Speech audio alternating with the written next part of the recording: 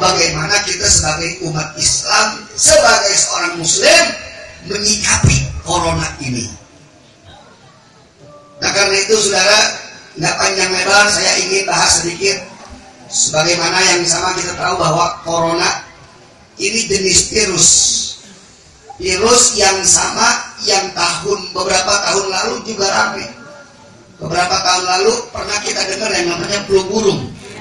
Ya. Terus lagi ada SARS. Ya.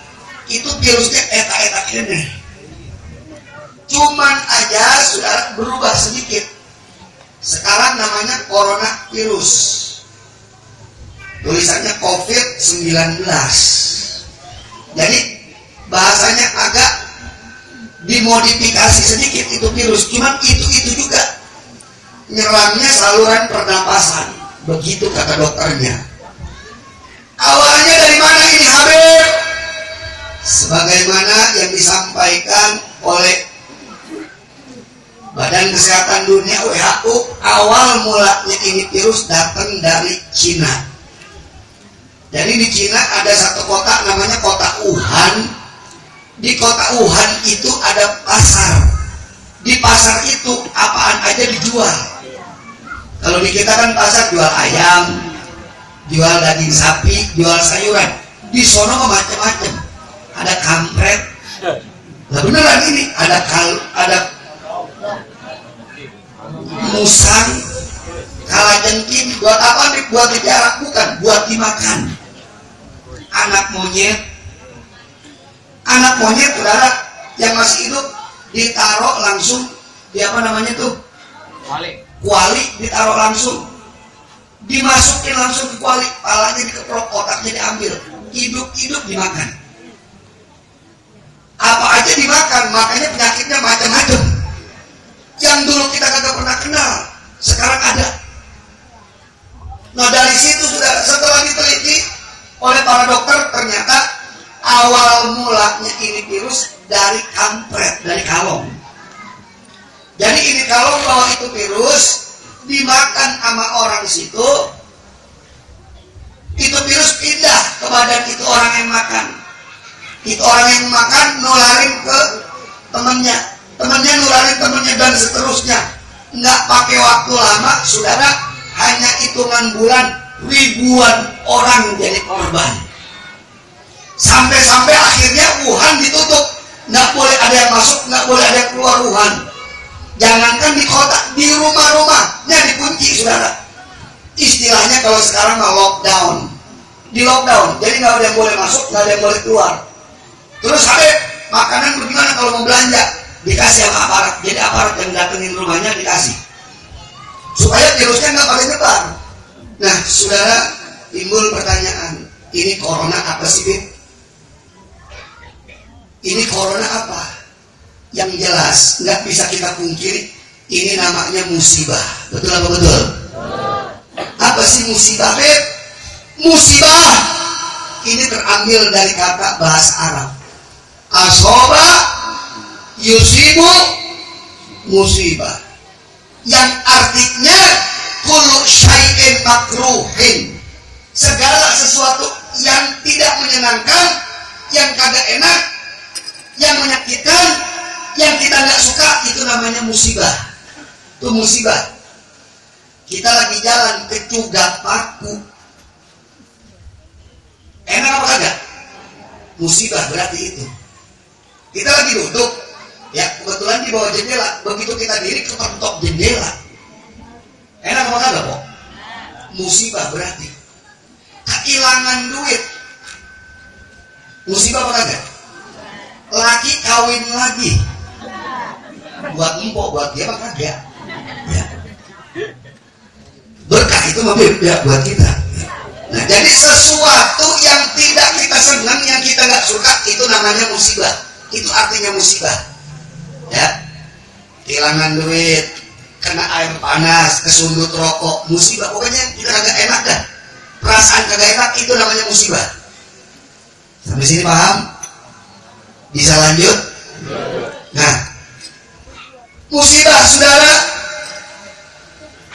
Dan bagaimana ini bisa terjadi musibah?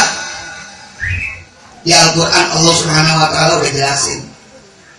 Dhaharal fasadu fil barri wal bahr bima kasabat aydin nas liyudhiqahum ba'dalladzi amilu la'allahum yarji'un. Shadaqallahul azim. Di dalam Al-Quran Allah sampaikan dhaharal fasadu fil barri wal bahr, telah tampak kerusakan di darat dan di lautan, bima kasabat aydin nas, gara-gara perbuatan manusia. Kenapa itu perbuatan manusia? Liyudhiqahum ba'dalladzi amilu, supaya yang lain bisa ngerasain sebagian yang lain. Gara-gara sebagian orang demen makan kampret, akhirnya yang lain kena imbasnya. La'allahum yarji'un. Untuk apa Allah kasih demikian rupa? Supaya mereka kembali ke jalan Allah, ingat sama Allah. Jadi saudara, musibah ini sesuatu yang tidak mengenakan buat kita. Dan musibah, sekali lagi saudara, musibah bisa bermacam-macam, tergantung siapa yang dapetin itu musibah. Jadi musibah bisa macam-macam jenisnya, tergantung siapa yang kena itu musibah. Yang pertama saudara, musibah bisa jadi ujian. Yang kedua, musibah bisa jadi peringatan. Yang ketiga, musibah bisa jadi siksaan. Tergantung siapa yang terima itu musibah, siapa yang kena itu musibah. Jadi musibah itu ada 3 macam. Yang pertama ujian, yang kedua peringatan, yang ketiga siksaan. Saya mau tes sekali lagi, musibah ada berapa macam? 3. Apa aja? Yang pertama ujian, yang kedua peringatan, yang ketiga siksaan. Sampai sini jelas? Alhamdulillah. Yang tidak jelas boleh pulang. Lanjut nih, belum kelar itu ya. Nah saudara, jadi musibah ada berapa macam? Ujian, peringatan, siksaan. Tergantung yang kena itu musibah. Kapan musibah jadi ujian? Kapan musibah jadi peringatan? Kapan musibah jadi siksaan? Tergantung yang dapat itu musibah. Kapan sih musibah jadi ujian? Musibah jadi ujian manakala musibah tersebut menimpa orang-orang yang beriman, bertakwa kepada Allah, taat kepada Rasulullah, patuh terhadap syariat, tidak pernah melanggar perintah Allah, tidak durhaka kepada Allah. Manakala mereka mendapatkan musibah, musibah yang mereka dapetin namanya ujian. Contohnya seperti siapa, Beb? Seperti para nabi, para rasul, para aulia, para ulama, orang-orang soleh yang ahli ibadah. Manakala mereka mendapatkan musibah, musibah yang mereka dapetin namanya ujian. Jadi jangan aneh saudara, kalau kita baca sejarah nabi, sejarah rasul, mereka juga dapat musibah, betul? Ada nabi yang dikejar-kejar sama umatnya, ada gak? Ada nabi yang diusir sama umatnya, ada gak? Ada nabi yang dibunuh sama kaumnya, ada gak? Ada saudara. Ada nabi yang didurhakai sama umatnya, ada gak? Ada nabi yang mau dicelakain sama umatnya, ada gak? Ada. Mereka juga dapat musibah. Musibah yang mereka dapatin namanya ujian. Untuk apa Allah kasih musibah buat mereka? Allah kasih buat mereka musibah, Allah ingin menguji keimanan mereka. Kalau mereka lulus ujian, maka keimanan mereka akan makin kokoh, makin mantap, makin kuat, dan derajat mereka akan makin lebih tinggi di sisi Allah Subhanahu wa Ta'ala. Jadi musibah kalau kenanya para nabi, kena para rasul, kena para ulama, kena orang-orang soleh, musibah yang mereka dapetin namanya ujian. Ada ustadz, ada kiai, masya Allah yang istiqomah, kehilangan anaknya, kehilangan motornya, kehilangan duitnya, berarti lagi dapat ujian. Musibah yang datang kepada dia itu namanya ujian. Nah, yang kedua, saudara, musibah sebagai peringatan. Kapan musibah jadi peringatan? Musibah jadi peringatan manakala musibah tersebut mengenai orang-orang yang beriman, bertakwa kepada Allah, taat sama Allah, tapi kadang-kadang maksiat. Sholat mah sholat, mabuk jalan terus.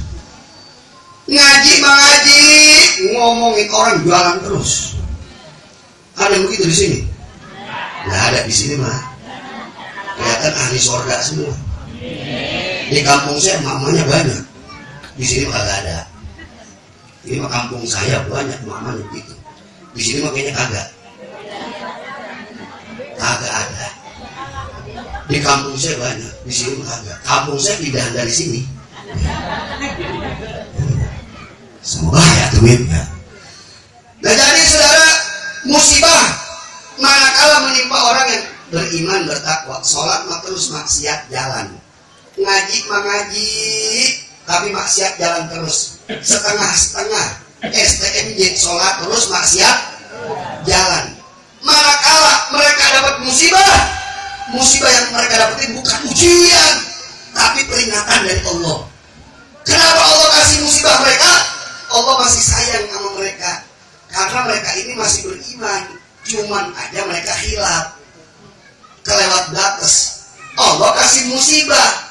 Buat apa Allah kasih musibah? Tujuannya buat ngingetin. Karena Allah masih sayang. Makanya musibahnya bukan ujian, namanya peringatan. Kenapa? Karena Allah masih sayang sama dia. Hei hambaku, taat kepadaku, jangan maksiat kepadaku. Ini musibah aku berikan kepada engkau sebagai peringatan kepada engkau, supaya engkau ingat, eling, nyadar, taubat kepadaku, kembali kepadaku. Nah, saudara, yang ketiga, musibah sebagai siksaan. Musibah sebagai siksaan. Kapan musibah jadi siksaan? Musibah jadi siksaan manakala musibah tersebut menimpa orang-orang kafir, orang-orang musyrik, orang-orang zalim, orang-orang fasik, orang-orang yang saudara munafik, orang-orang yang durhaka kepada Allah, membangkang perintah Allah, melawan aturan Allah. Manakala mereka dapat musibah, musibah yang mereka dapetin bukan peringatan, apalagi ujian, tapi musibah yang mereka dapatkan adalah siksaan. Untuk apa Allah Subhanahu wa ta'ala berikan mereka musibah? Allah Subhanahu wa ta'ala berikan mereka musibah, Allah ingin kasih tahu siksaan buat mereka di dunia. Kalau mereka nggak tobat, siksaan yang lebih dahsyat, siksaan yang lebih parah, siksaan yang lebih berat akan menunggu mereka di akhirat. Jadi musibah berbeda-beda, saudara. Tergantung orang yang nerimanya. Ada artis, saudara, ditanya sama wartawan, ini artis lagi kena gosip. Ini artis sholat kagak, misalkan. Maksiat iya. Ditanya sama wartawan, bagaimana tentang gosip yang menimpa Anda? Dia jawab apa? Ini ujian. Ujian. Saya mau tanya, ujian bener apa kagak? Berarti kalau begitu musibah yang menimpa dia itu ujian, siksaan, apa peringatan? Kenapa siksaan? Sampai sini berarti jelas? Paham? Ngerti? Nah, sekarang saudara, kalau kita dapat musibah, ini kita dapat musibah, misalkan kehilangan duit, ya, atau kehilangan handphone, musibah bukan? Kira-kira musibah yang kita dapetin ujian, apa peringatan, apa siksaan? Hah? Peringatan, apa siksaan? Ujian apa peringatan? Yang bisa jawab bukan saya, masing-masing, betul. Bagaimana jawabnya? Gampang. Kita lihat diri kita. Kita buat musibah, kita lihat diri kita, kaca. Jujur sama diri kita, kita ngaca. Namanya kita muhasabah sama diri